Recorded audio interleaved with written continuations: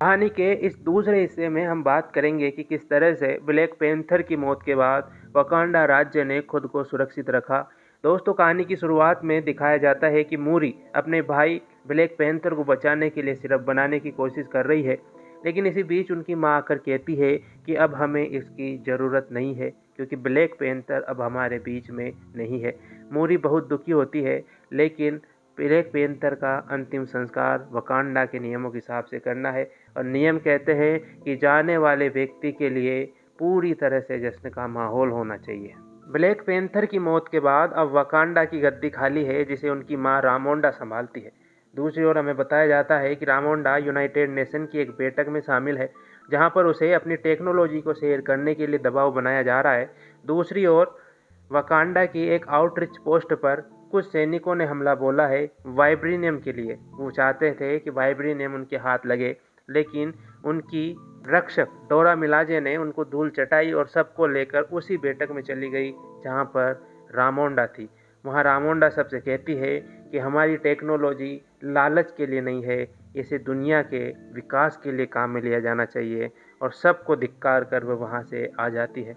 कहानी के आगे के हिस्से में हमें बताया जाता है कि अटलांटिक ओशियन में कुछ वैज्ञानिकों की टुकड़ियां वाइब्रेनियम को ढूंढने के लिए लगी हुई है।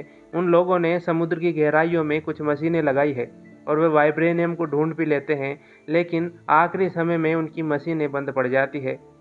अब समुद्र से हमें आवाज़ें आने लगती है, मनुष्य को हाइप्नोटिज्म करने वाली, और जितने भी वर्कर वहाँ काम कर रहे होते हैं, सब के सब समुद्र में कूद जाते हैं। वास्तव में अब समुद्र की गहराइयों में रहने वाले ताल्लुक कान के लोग वहाँ पहुँच जाते हैं और वह शिप सहित सबको पानी में डुबा देते हैं। कहानी में अब हमें बताया जाता है वाइब्रेनियम से समृद्ध वकांडा को, जहां मूरी अपनी लैब में काम कर रही है।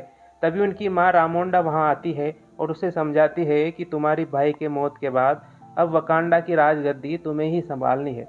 लेकिन मूरी इसके लिए तैयार नहीं थी। तब उनकी मां उसे लेकर कहीं बाहर घूमने के लिए चली जाती है। जब मोरी और उसकी माँ टिचाला को याद कर रही होती है, तभी एक व्यक्ति वहाँ आता है और खुद को नामोर कहता है। वह कहता है कि तुम्हारे बेटे की वजह से वाइब्रेनियम के बारे में पूरी दुनिया को पता चल चुका है। उन्होंने एक मशीन बनाई है और वह वाइब्रेनियम को खोजते हुए हमारे देश ताल्लुकान तक आ पहुँचे हैं। मैं तुम्हें कुछ टाइम देता हूँ, तुम उसे मेरे सामने पेश करो ताकि मैं उसे मार सकूँ। अब वकांडा में एक बैठक होती है, क्योंकि मशीन बनाने वाले को ढूंढना वकांडा के लिए भी ज़रूरी था। तब मूरी और ओकोई वहाँ से जाती है एक अमेरिकी एजेंट के पास, जो कहानी के पार्ट 1 में भी था। वह कहता है कि वह कोई आदमी नहीं है, बल्कि कॉलेज में पढ़ने वाली एक छोटी लड़की है। तब मूरी उसके पास जाती है और उसे समझाती है कि तुमने जो किया है उसके बाद तुम्हारी जान खतरे में आ गई है। अब तुम्हें हमारे साथ वकांडा जाना पड़ेगा। वह छोटी लड़की मूरी और डोरा को लेकर अपने पिता के गैरेज में चली जाती है, लेकिन तभी ताल्लुक कान के लोग वहां पहुंच जाते हैं, तो उन लोगों को वहां से भागना पड़ता है। किसी तरह से वह एफबीआई के लोगों से तो बच जाते हैं, लेकिन तभी ताल्लुक कान के लोग भी वहां पहुंच जाते हैं। इसके बाद में डोरा और ताल्लुक कान के लोगों के बीच में लड़ाई होती है, लेकिन डोरा उनसे हार जाती है। तब मूरी और उस बच्ची को लेकर वह आमोर के पास चले जाते हैं। दूसरी ओर जब डोरा वकांडा पहुंचती है, तो रामांडा उस पर बुरी तरह से चिल्लाती है और उसे अपने पद से निकाल देती है। इसके बाद में रामोंडा अपनी बहू नथिया के पास जाती है और उसे कहती है कि तुमने बहुत सारे मिशन किए हैं, अब तुम मेरी बेटी को ढूंढकर मेरे पास सही सलामत लाओ। तब नथिया इसके लिए तैयार हो जाती है। दूसरी ओर मूरी नामोर से कहती है कि तुम कहाँ से हो। तब नामोर उसे बताता है कि किस तरह से 1971 में जामा में रहने वाले उसके पूर्वजों में एक महामारी का उदय हुआ। इसके बाद में उनके मुखिया ने उन लोगों को वाइब्रेनियम से मिक्स करके एक सिरप का निर्माण कर सबको पिलाया। इसके बाद में सबके शरीर में म्यूटेशन हो गया और धरती पर रहने वाले सब लोग अब पानी में जीवित रहने लगे। अपनी माँ की मौत के बाद जब नामोर उनको दफनाने गांव ले गया, तब कुछ स्पेनिश लोगों ने वहां अतिक्रमण कर रखा था। नामोर ने सबको जिंदा जला दिया। इसके बाद नामोर उसे अपने राज्य को बताने ले जाता है और कहता है कि मैं इन्हीं को सुरक्षित रखने के लिए उस लड़की को मारना चाहता हूँ। कहानी में आगे बताया जाता है कि नथिया वहाँ पहुँच जाती है। वह मूरी और उस छोटी लड़की को लेकर वहाँ से चली जाती है, लेकिन इस लड़ाई के दौरान किसी तरह से नामोर की पत्नी घायल हो जाती है और उसकी मौत हो जाती है। अब नामोर पूरी तरह से गुस्सा है।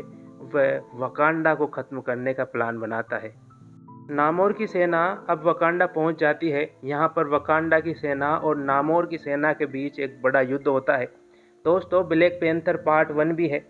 आपको अगर देखना है तो लिंक मैं डिस्क्रिप्शन में डाल दूंगा, आप वहां से जाकर आसानी से देख सकते हैं। इस युद्ध के दौरान वकांडा में मूरी की मां रामोंडा की मौत हो जाती है, क्योंकि नामोर बहुत ही शक्तिशाली था। अब क्योंकि मूरी के लिए नामोर को मारना इतना आसान नहीं था, तो वह फिर से वही सिरप बनाने की कोशिश करती है जो ब्लैक पैंथर के लिए दैवीय शक्तियों का काम करती थी। उस छोटी लड़की की मदद से मूरी फिर से उसी सिरप को बनाने के लिए कामयाब हो जाती है और नथिया अब उसे वह सिरप पिलाती है। इसके बाद में मूरी बन जाती है ब्लैक पैंथर, वकांडा राज्य की अगली सिंहासन धारक। लेकिन मूरी के लिए नामोर को मारना पहले ज़्यादा ज़रूरी था, तो अटलांटिक ओशियन में फिर से ताल्लुक कान पहुंच जाती है और नामोर को ललकारती है। इसके बाद में नामोर और मूरी की सेना के बीच में एक घमासान युद्ध होता है। दोस्तों, आपको अगर ऐसी ही कहानियाँ पसंद है तो चैनल को ज़रूर सब्सक्राइब करें। अब आगे मूरी को पता था कि नामोर गर्मी नहीं झेल सकता, तो उसको रेगिस्तान में ले जाती है। इसके बाद में नामोर पूरी तरह से घायल हो जाता है, लेकिन मूरी उसे नहीं मारती और छोड़ देती है। इसके बाद में नामोर फिर से संधि कर लेता है। अब वकांडा राज्य और तालुक कान दोनों साथ हैं, समृद्ध है। कुछ समय बाद हमें बताया जाता है कि मूरी नथिया से मिलने आई है। नथिया उसे एक लड़के से मिलाती है और उससे कहती है कि ये ब्लैक पैंथर का लड़का है। वास्तव में कहानी का तीसरा पार्ट भी आने वाला है दोस्तों।